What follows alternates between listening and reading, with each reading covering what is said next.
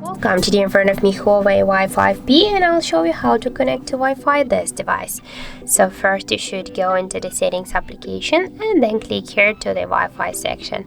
Now just tap here once near the Wi-Fi on the switcher to activate Wi-Fi on your device, and here you can see all the available networks.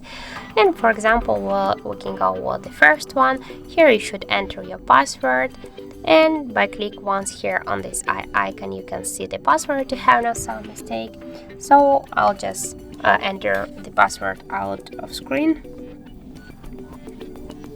and now just click here to connect to this device, to this network, and as can you see, our device successfully connected to this network.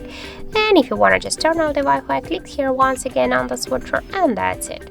And also we got the second way how we can do that. Just first you should open your notification panel, and here you'll see the Wi-Fi icon. Just click here once on this icon and you will activate the Wi-Fi. As can you see, our device connected to this network that we just selected previously.